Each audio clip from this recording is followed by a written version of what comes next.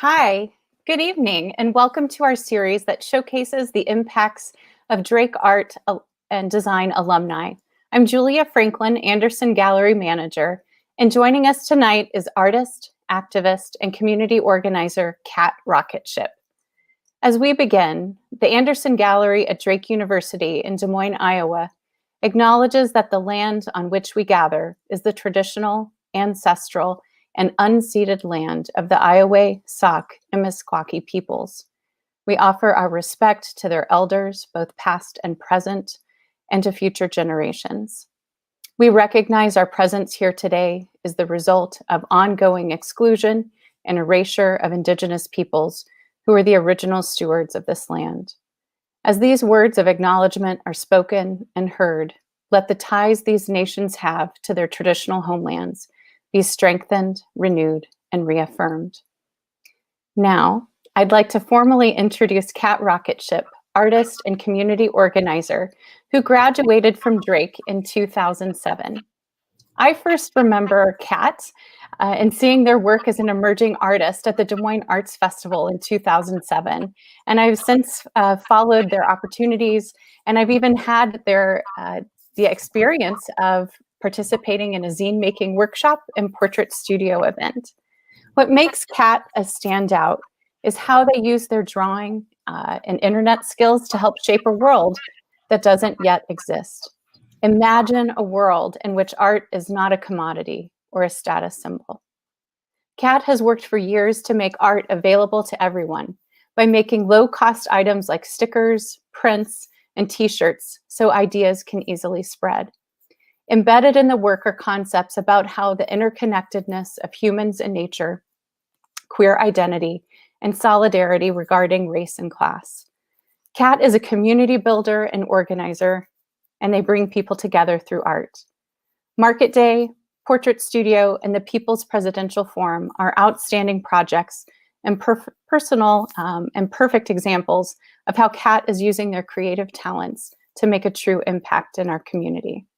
Tonight, we're thankful Cat can be here to share their artwork and process. A question and answer session will follow at the end, so please be sure to type your questions in the comment section and we'll have them answered. It's going to be an inspiring talk. Please join me in welcoming Cat Rocketship. Thank you, Julia. That was such a beautiful intro. Thanks. I'm so glad to be here today. My name is Cat Rocketship. It's me, the name below. My pronouns are they, them. I am a genderqueer, white working artist and organizer and a settler on this land. I grew up in Nebraska and I've lived in Iowa since 2002. And I'm so glad to be here with you all tonight. And I'm a little bit scattered as well. I just want to be upfront with that. I know that this week we had an attack on the US Capitol by pro-Trump white nationalists, and that left a lot of people feeling unstable and unsure about the future. All day today, I've been wrestling with the feelings that's brought up, and also checking in with friends and colleagues. It's been a long year, and this was kind of one more step in this year. So I just want to lead off by acknowledging that. I'm feeling extra thankful for everybody who's here today, and I'm sending internet hugs to you if you feel any kind of way. I'm even more glad that you're here tonight because of the simple fact that art is a political action. Even apolitical art or art without a political message can be placed in a political context. Whether you're an illustrator or a professor or a graphic designer, you have power and you've got a voice. And when we organize together, we can affect big change. Just like the labor leaders that won the 40-hour work week and paid sick leave, and the queer women of color who ignited the fight for LGBTQ rights. A lot of my art happens to be obviously political. And as a working artist, I've been interested in not only making art that puts pressure on a target or popularizes a narrative, but I've also worked for close to 15 years to organize artists in Central Iowa to use our political power and voices to tell our stories, and to grow a movement for public funding of the arts, and to support publicly accessible art and arts training, as well as to tie ourselves in with a movement for Black lives, healthcare for all, for action on climate, and to fight corporate power. One of my first projects in this realm, move off this blank screen, sorry, was the creation of Market Day, an indie craft show founded by a small group of artists in 2009. But its roots are a little bit older than that, at least for me. In my final year of school at Drake, I sat in my painting studio at FAC with my classmates and my peers, and many of them were applying to schools to pursue a master's degree. Some were thinking of moving to a coast or preparing to move to make it as an artist with wealthy collectors. That was kind of our view of how the art world worked and like the options that we had in front of us. I was a closeted queer kid. I hadn't yet made connections with my community, but I began to form community with a small group of artists. So I was teaching workshops, I was selling paintings at craft fairs, I'd been hired to tutor privately and create commissions for families. And I worked at the art store, which no longer exists, RIP the art store. Happily, the community of the art store still lives on. But many of my fellow clerks there were older artists. We had a talented calligrapher, a couple of photographers, several painters, a tattooist, and they shared with me, this ready to emerge into the world college student, that the hard times that they'd had getting paid fairly as artists and getting treated with respect by clients and organizations that hired them. They were super skilled and they held a lot of craft knowledge, but they were denied fair payment, worker protections, and were often exploited by cultural promoters and wealthy patrons here in Iowa. And they were mostly women. Like, that was also an important part of this. And several were people with disabilities. We all loved working at the art store, but no one had healthcare. And I saw my friends struggling to survive. And their stories and relationships helped me understand that to be a working class artist is to be in the same place as any other working person, always fighting for living wages, dignity, and power over our lives. And that experience led me to join the team to form Market Day in 2009. I've got a photo up here from a recent Market Day. Market Day is still running. It's an indie craft show collectively run to put on these large shows and also form a community of crafters, artists, makers, and especially lift up women, queer, femme, and disabled makers. We've cultivated a place for artists to grow together, a place for young artists to get a toehold in the community, and a place to expand the audience for lo-fi and accessible art in Central Iowa. This is my friend Harley organizing the crowd before people came into Market Day. We're also striving to make Market Day a space that's anti-racist and connects with more Black and Indigenous and Asian artists. So many people who are already involved in the arts know that the arts in the US are heavily geared towards male artists and male makers, and it heavily favors white makers as well. So you can be an anti-racist in every part of your life, including in the arts and in the programs that you run. Even though the arts heavily favor white artists and men now, it doesn't have to be that way. Which, by the way, like, it doesn't have to be that way is like one of my favorite things to say. I also just want to lift up to those of you in the audience that if you are an artist or a designer, your job as an artist or a designer can be to have a radical imagination. People will and do look to artists for courage and leadership on the way the world can be.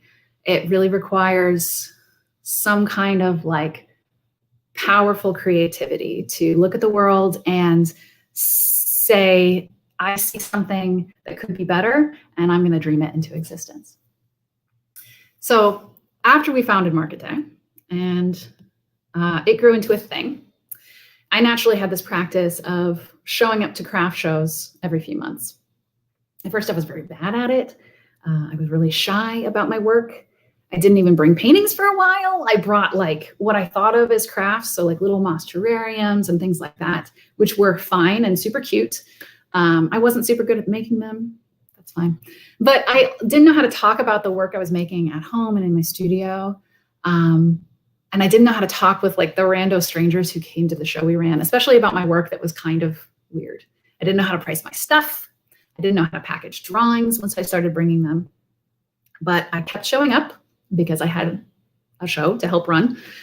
And through a lot of practice, I learned, and I started seeking out other craft shows in the area, and then across the state, and then across many states. I started traveling the craft show circuit with other crafters. It's like low key, like being a rock star, or maybe it's like being a really, really small rock star, like, except you have no roadies, you have to carry everything yourself.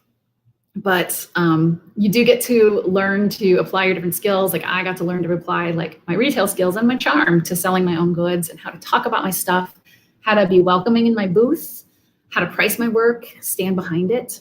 And I also got to travel to new cities to meet new artists. I went to Fargo, North Dakota, for example, to be in the Unglued Craft Show, and I learned that Fargo holds their Pride celebration in February, because of course they do. What else is there to do in Fargo in February? It's very grassroots pride. It's like full of dancing and run by people, not companies. So I highly recommend it. Maybe next year in the after times. Yeah, but like doing craft shows was huge for me. I've been doing them now since 2009. So many years, 12, 13 years. And it guided me to find work that I both believed in creating, but also that spoke to people. And it really helped shape my work. Just skip a slide here. Let's acknowledge it, because I put it in here for a reason, to go with talking about the art store artists and some class solidarity. Oh, and here's me in 2010 in the second year of Market Day. My hair is almost that long again. So, but I'm talking about how craft shows helped me develop my work. I really was struggling for a few years after getting out of school. Like, I was making very esoteric things that like I believed in, but didn't have any sort of audience at all, which is like fine, but also not what I wanted. And like my stated goal in life was to be able to like make part of my life from making art. And by doing these craft shows that I was very bad at in the beginning, it really did help me, guide me to find the work that bridged the gap between me and other people, honestly. My skeleton drawings turned out to be surprisingly popular at craft shows. I was just drawing skeletons all over the place. Skeletons being sad on a hillside, skeletons having a sword fight. And I drew these animus skeleton drawings as well. And I remember I brought this fox drawing to a craft show, What a Load of Craft, a show in Iowa City.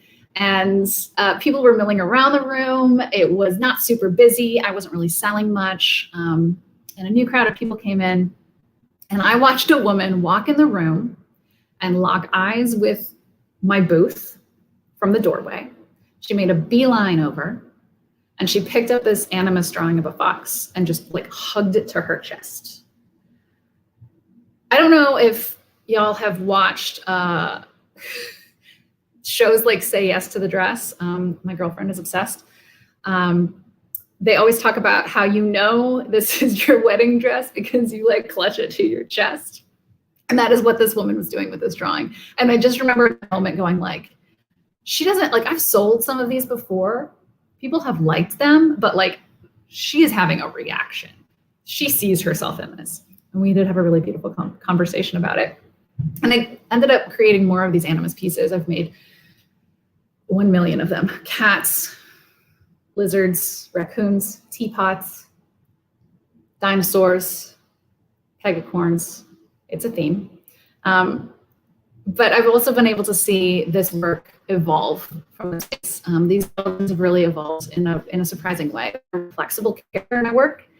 They're fun, they have chill, and they're this like memento mori in a cute way. Like, they're this reminder that death is like around the corner.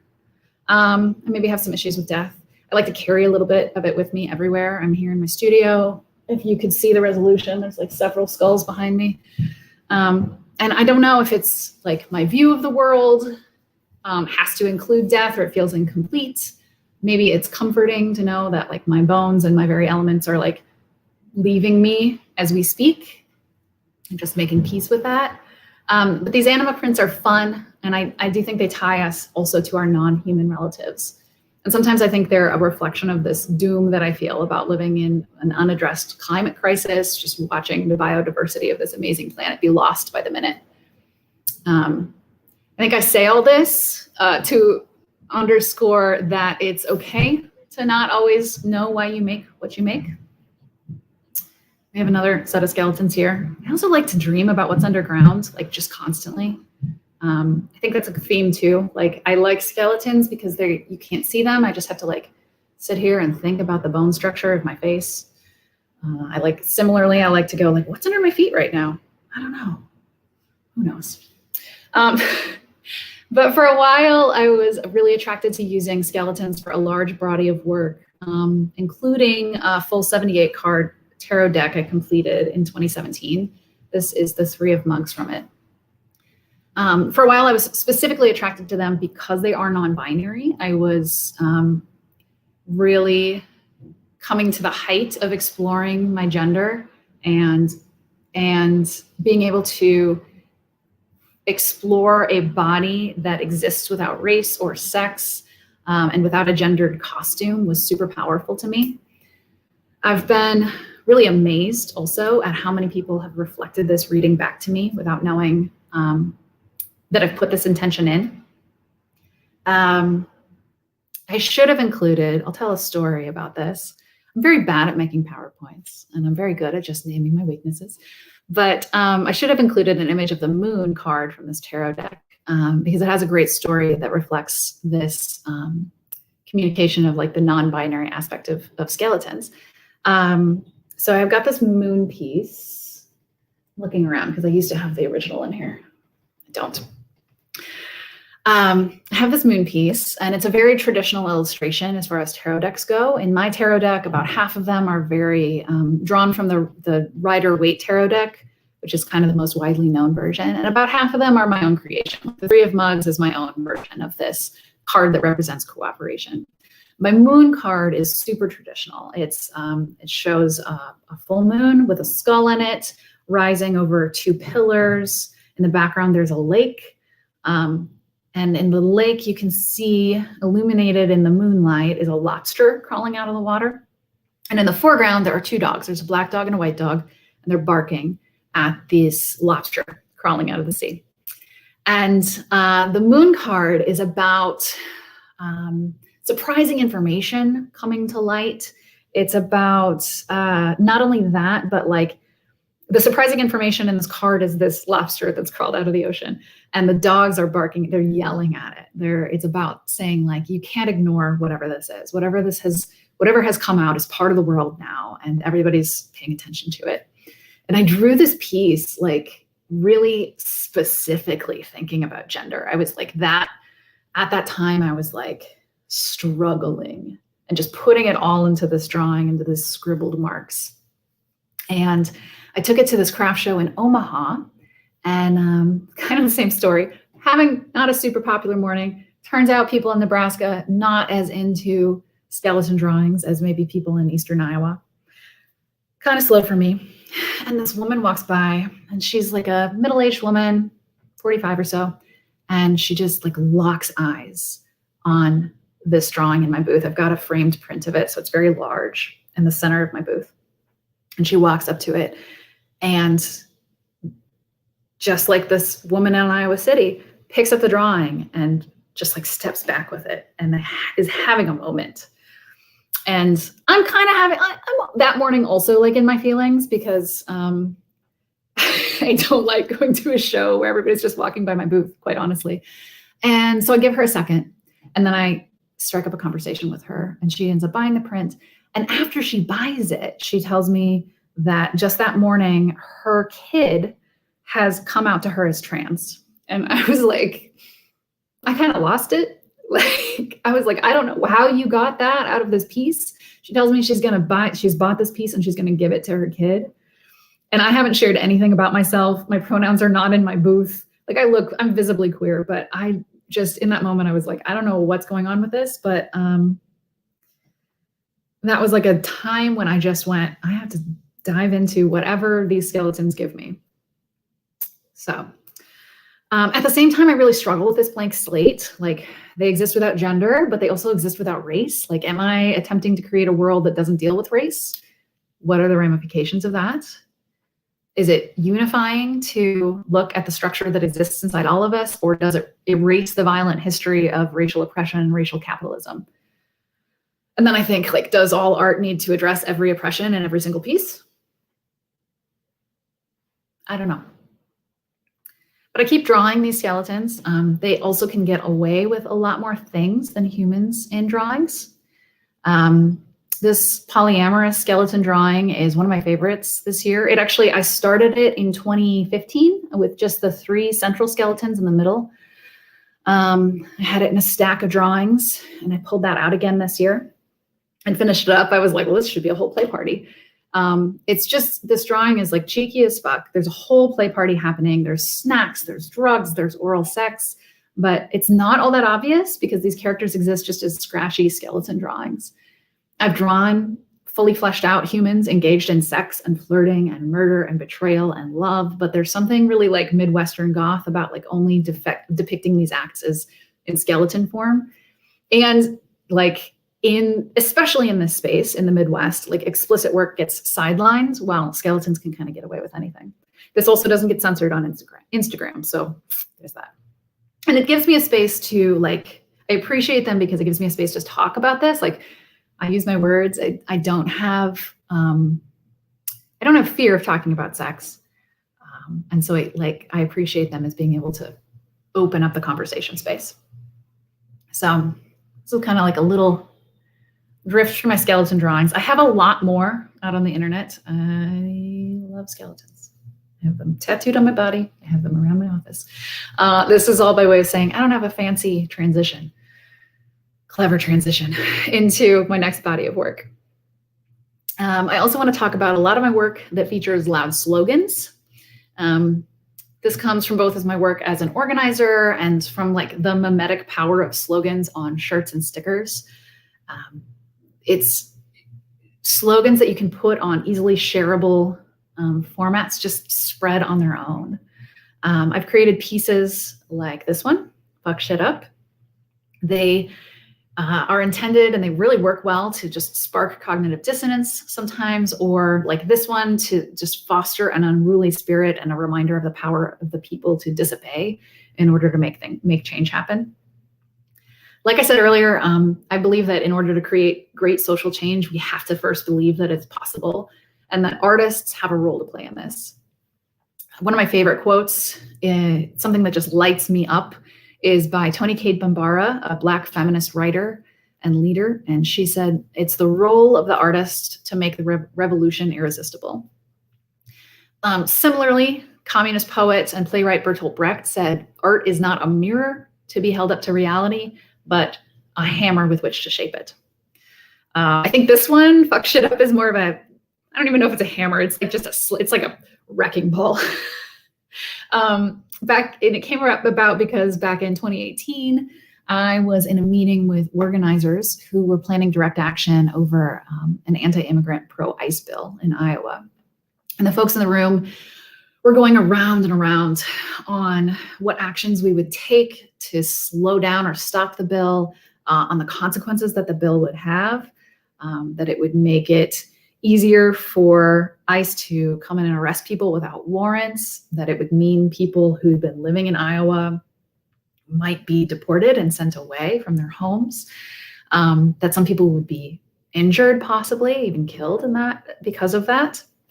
But one person said, in the middle of all these like fighting plans, how are we going to do this? What are we going to do? One person said, no matter what we do, when we pass this bill, we have to be ready to fuck shit up. And like people in the room cheered, I think, because they just were so clear about it. Like, this is what I'm here for. I'm here to cause trouble. And it was just this like incisive moment that cut through the tension of figuring out what the right plan was. And I sketched this banner in my notes while everybody was talking during that meeting. And I later turned it into a sticker. It's not a witty piece, but people respond to it. It opens up conversations. It's a sticker that like when I hand out to people, they have questions about and we can sort of talk on. And even without the power of being connected to a drive for human rights or for livable wages or for trans rights, it's a reminder to its holders of the power we have to cause a lot of trouble. This one's a little bit more clear. Effective? Maybe I shouldn't judge it. As much as I love the fuck shit up sticker, I'm also striving to illustrate the need for and the power of collective action and practicing solidarity, not individualized action. And for example, as we look at the climate crisis ahead of us, like I know I can take as many individualized actions as possible. If I could afford it, I could buy an electric car. I could install solar panels. I can't afford that stuff. I can do all the recycling. I can check out a fast fashion. I can eat vegan. I don't do that, but I could. But there's no amount of individualized action I can take that's going to be enough to take on the power of the companies that are creating most of the carbon trapping gases. So I'm working on illustrations that remind us that we have to stand in solidarity with each other and we have to act together. And the first step is putting the word solidarity on everyone's tongue. Like Tony Cade Pambara said, making the revolution seem irresistible. The practice of mutual aid is natural to humans, but it's one that we're like educated against here in late stage capitalism. Instead, we're taught that it's everybody for themselves, and the emphasis on individual responsibility and power infiltrates every aspect of our lives.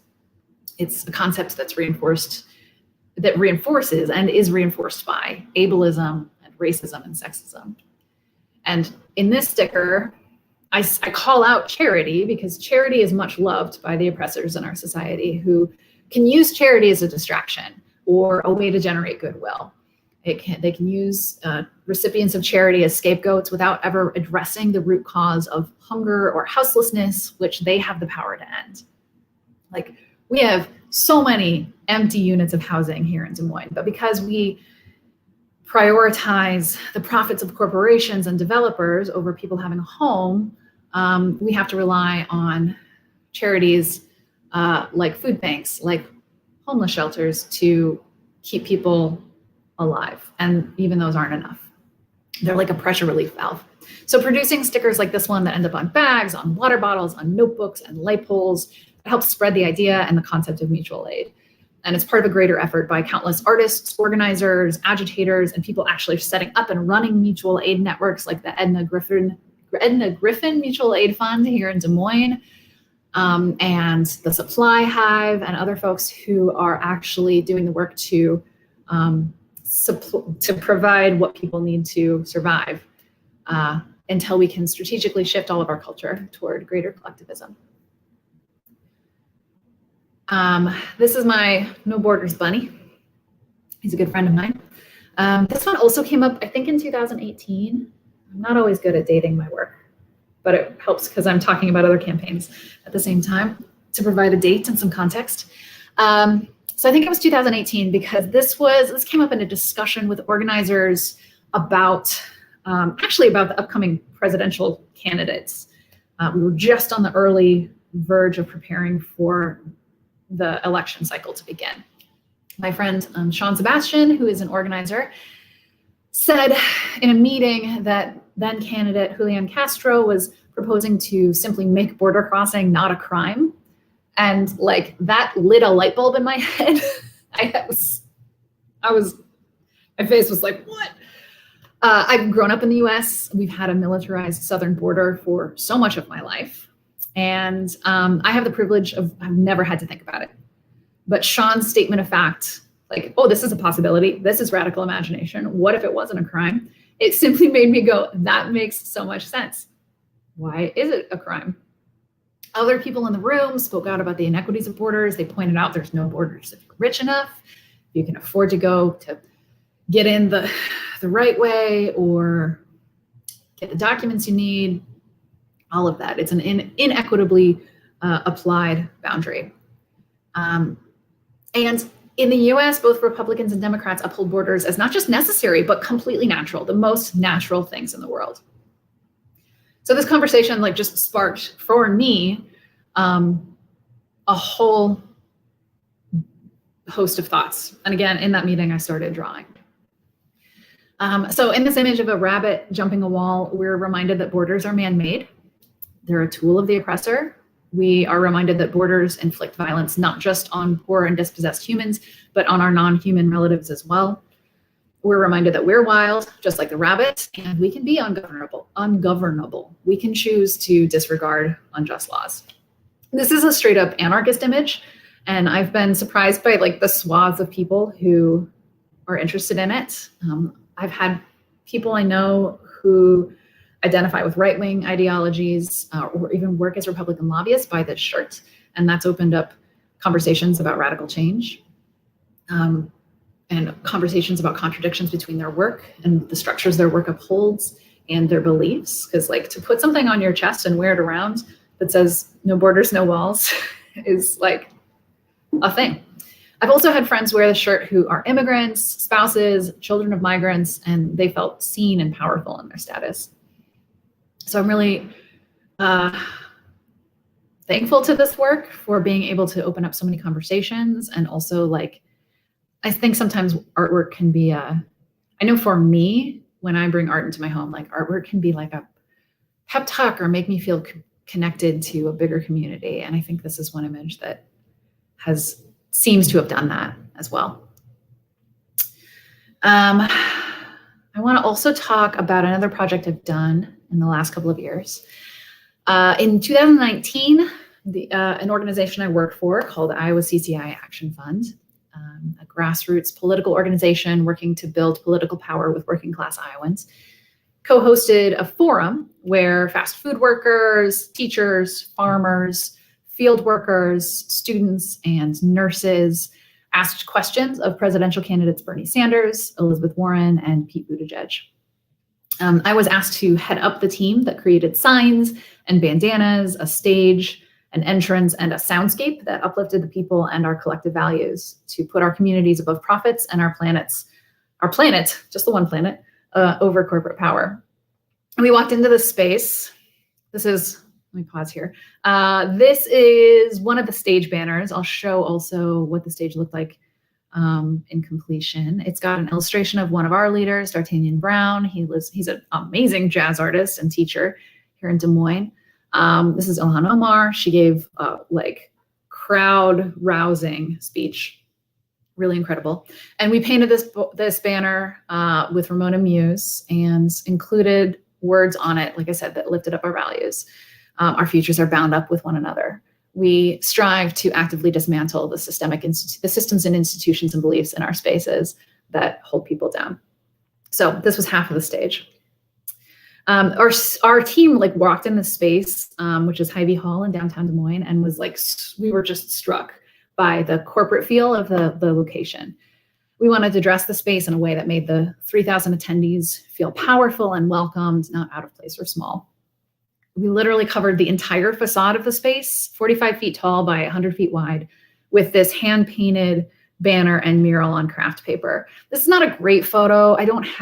This is the best photo I've got. It doesn't show quite the scale, and it also kind of is missing these banners of interlocked hands that are on either side.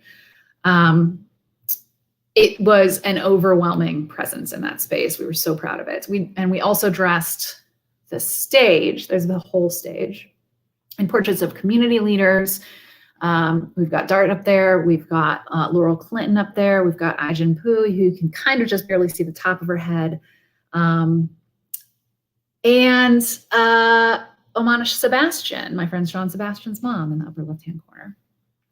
We put our community leaders and these words reflecting our commitment to each other up on the stage so that it backed everything that everybody said, the answers that the candidates gave, and really uplifted our leaders as well, and kept our values front and center. Our campaigns for free college for all, Medicare for all, and workers' rights. And we spent less than $500 to build it all and transformed the space and just like covered it in messy human art. It's also, I just love like lo-fi art. I love to keep it accessible, replicable. We created this team of folks, like none of us had ever created something like this. So we were working also with materials that we were familiar with. Craft paper is extremely cheap and extremely forgiving. And then we painted everything with acrylic paint and used both freehand and projectors to get it all done.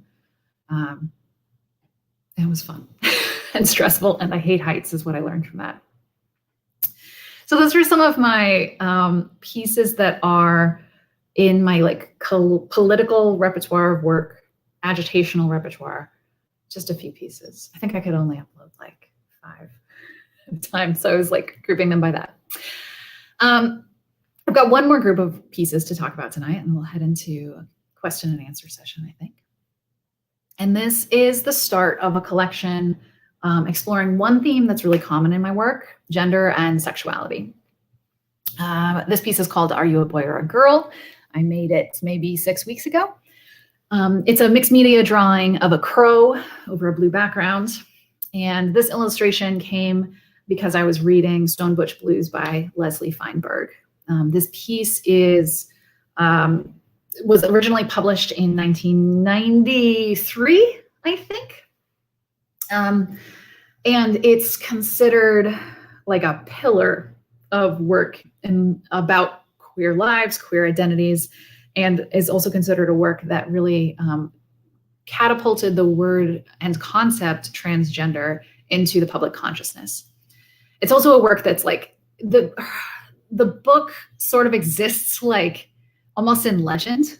Like it's hard to find. The original publishers stopped publishing it for a long time. Leslie Feinberg finally fought to get the copyright back. And then Leslie Feinberg is an organizer, a queer human who uses she/her pronouns, and passed away a few years ago. But before Leslie passed, Leslie also is a communist and decided to put Stone Butch Blues out there for the cost of publication. So anybody who wants to buy it, you can get it for $11 on Leslie Feinberg's website. It'll get shipped to you. It's super worth it. Anyway, this book is a monumental piece. And when I finally got to read it last year, like blew my mind open. It made me feel so seen just to see some of my experiences as a genderqueer person reflected in like somebody had cracked my brain open. And an early chapter of this book explores how, as a young child, the queer protagonist, Jess, feels like she says she's making everybody angry and she doesn't know why because of the way she performs gender. And for a moment in one of the early chapters, she's alone in nature. She's sort of like wandered off from the project she lives in. She questions a dog about the dog's identity. She then questions a crow about the bird's identity. She says, "Are you a boy or a girl?" And she says the crow looks at her and just responds, "Caw, caw." And she laughs. And she rolls on the ground and she looks up and the blue sky above her just feels magical. And she says, "Nature held me close and seemed to find no fault with me." And when I read that, I had to close the book and go cry for a while.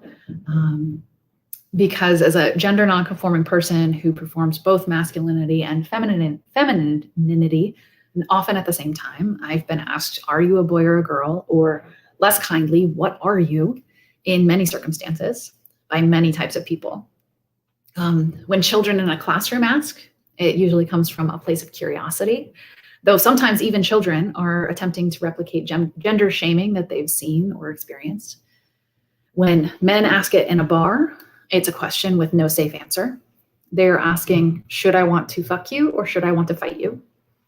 And they are asking me to quantify how much discomfort they should feel about me and my presentation and which form of violence they should inflict. Even in a world where queerness is increasingly accepted, transness, which exists in a variety of experiences, from a passing trans person to a genderqueer person like me and many spaces in between, transness is still a dangerous place to live. So I read this and I felt moved to put this metaphor to paper because the conversation between child and bird leaves an answer hanging in the air that gender is a construct and that nature doesn't exist in binary form. It doesn't expect us to be a boy or a girl or to wear pants or a dress or to play football or take ballet. Nature, I believe, is queer too. And that's reflected in this piece. This is just a really fun piece. I also realized as I was putting together this PowerPoint that I don't make anything that's horizontal. So like these teeny tiny vertical pieces don't translate well. These are all on my Instagram page as well. So I also explored the concept that nature is queer before I read Stone Bunch Blues, because an organizer out of, I think, Push Buffalo said just those 3 words in a training I was in a few years ago, said nature is queer. And that like struck me also. I wrote it down, I drew it over and over. And last year, Max Howitz with One Iowa, or Max Mowitz, I'm sorry, with One Iowa commissioned me to do this piece and left it pretty open. He wanted a piece to celebrate the completion of One Iowa's 2020 LGBTQ Leadership Institute. And so I wanted a really celebratory piece, and this very colorful illustration captures just a few of the endless ways that life manifests, and reflects that the endless variety means survival, including all of the differences in gender, ability, sexuality, and bodies that exist in humanity. I just like this piece. It makes me happy. I also kind of want to I want to do more with this piece. We'll see later. I have one more of this queer collection.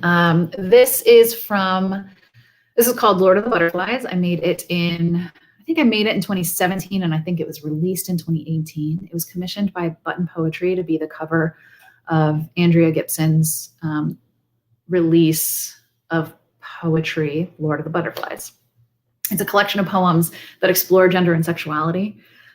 Listening to their work, that was also a moment. They have a poem, oh, I should be a better steward of the arts and know what the poem is called, but they've got a piece that talks about being the yellow line in the center of the road. Like you're not the right lane, you're not the left lane, you're the yellow line in the center of the road, and that's where you find safety. It's really beautiful. So in this piece, a silhouetted androgynous figure releases a flock of whirling butterflies. Each one, this is when you do need to kind of zoom in on. Each one of these butterflies carries a symbol representing a different gender identity, which like, look at how many butterflies there are.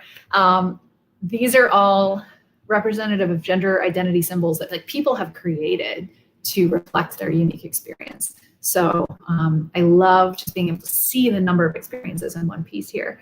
This illustration is really an exploration of the beauty of carrying many genders inside ourselves and the confusion, the butterflies of like sorting through them in a world where we're assigned one like tightly defined range of gender characteristics. I'm really glad to share all of these pieces because creating art that reflects my queer experience has been part of this radical imagination that I keep talking about. I'm a grown-ass man now, I'm an adult, but like I grew up closeted in a deeply conservative area. I didn't have any elder queer icons, like not even on TV. Born in 1984, the 90s were devoid of queer people. Until actually, I remember watching the Ellen Show episode in 1997, where Ellen's character comes out, and then later Ellen DeGeneres came out. And that was really that was the first queer person I knew. I remember also, like I watched that with my mom, I was 13, and I remember being very affected by how upset my mom was about that show. Probably part of the reason I still didn't come out for like 13 more years, but I needed that queer icon and others, both celebrities and people in person in my life, to show me that gay people could be happy and healthy and successful and loved. And I needed that projection of a different world than the one that I experienced. This is a photo from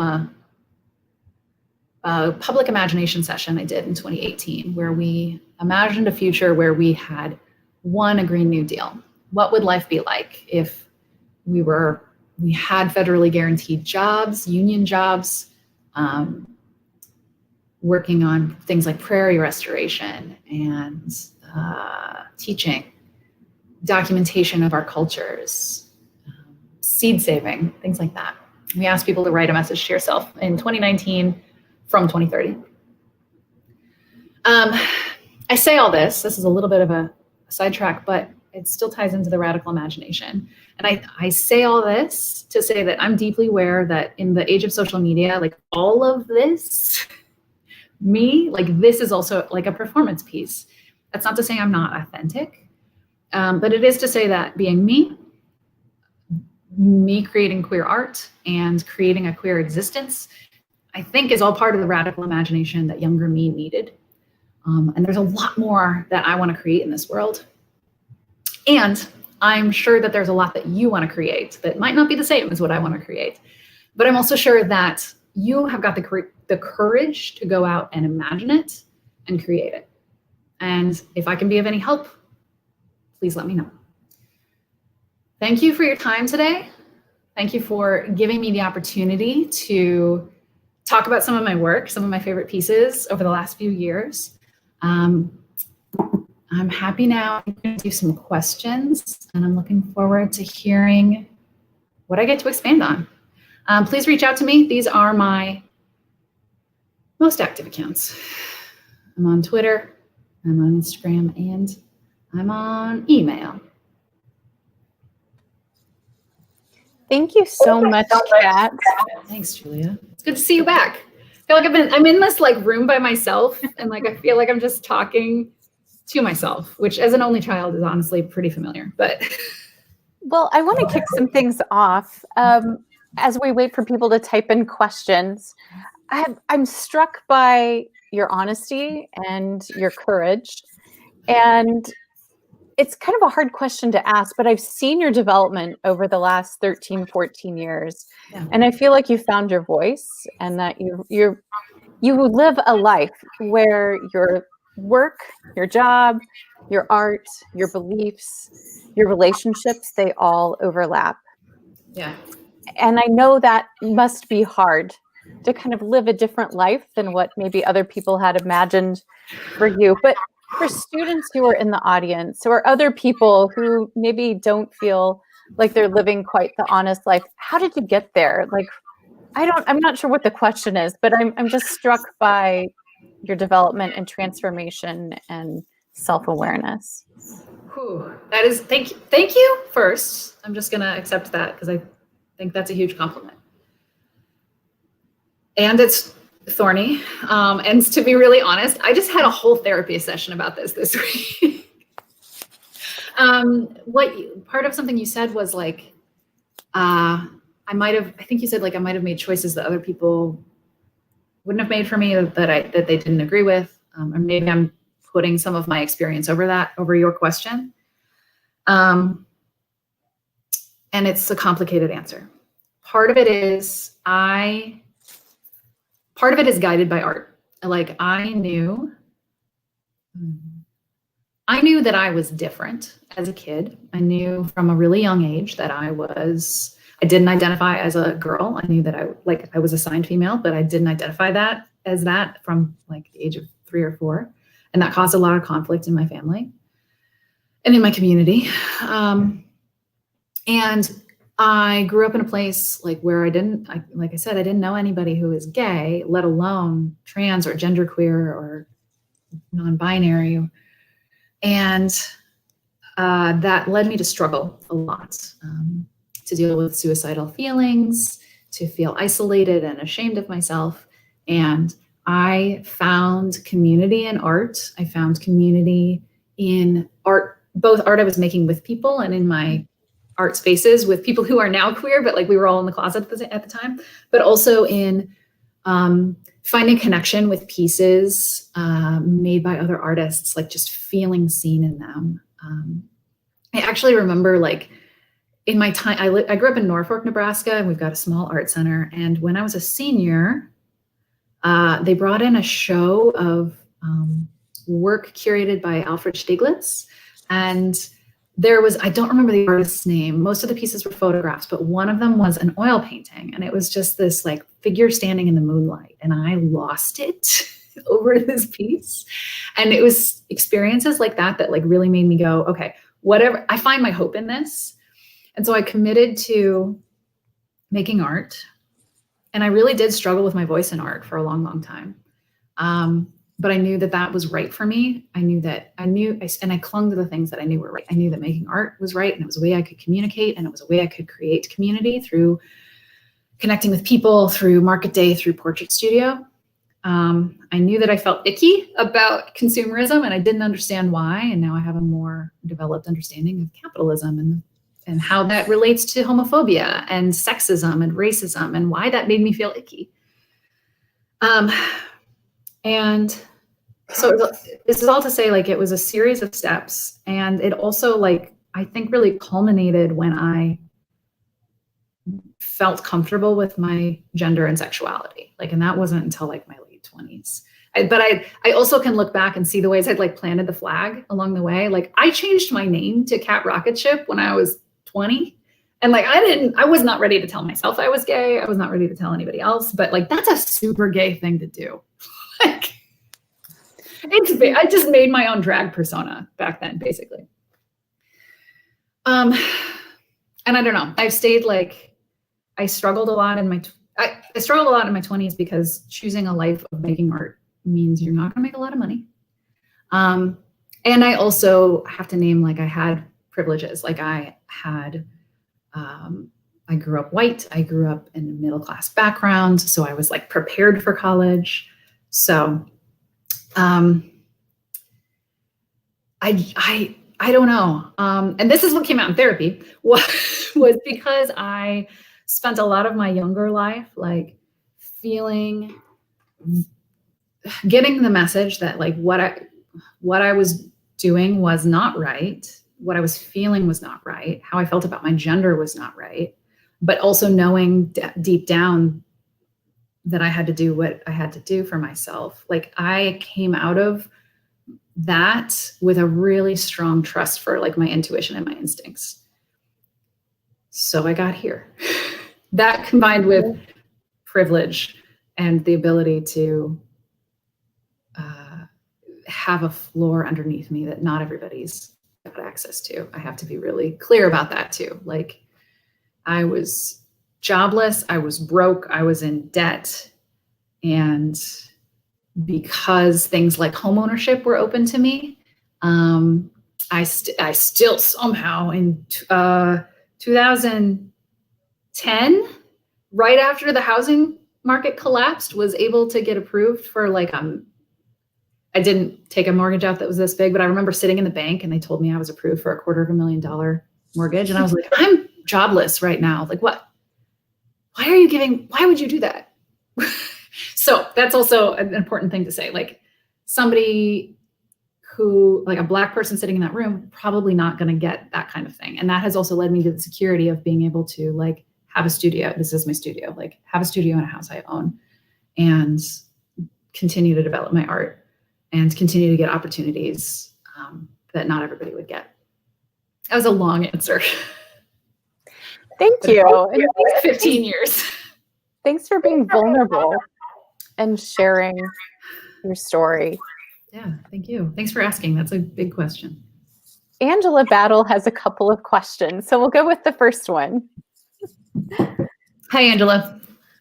Hi. So she is asking, she has this lovely statement, but are you planning on writing a book? Is a book in your future? Oh my God, I love that. I don't think anybody's ever asked me that. Honestly, I would dream to make children's books. My friends are becoming parents now, and they're sharing with me, my friend Liz is sharing with me these beautiful books. I wish I remembered the name of the author. She shared with me one last week that was about a woman asking, like, again, radical imagination. It was like, we need a world with more bats. And then the whole book is about illustrating what kind of world that would be like, and like how we would have to radically change the foundations of our culture to provide the habitat that's amenable to bats. But it's very child-friendly and positive and beautiful and filled with illustrations of bats. And that, when she shared that book with me, I was like, that's what I want to do. I want to do that next. So I love that. Yes. I echo Angela. I can see it in your future too.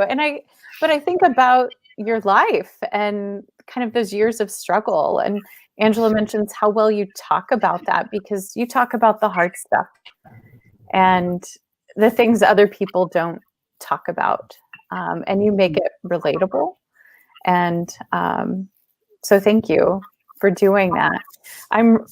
We're probably over time, but if we have other questions, I'd love to get to those.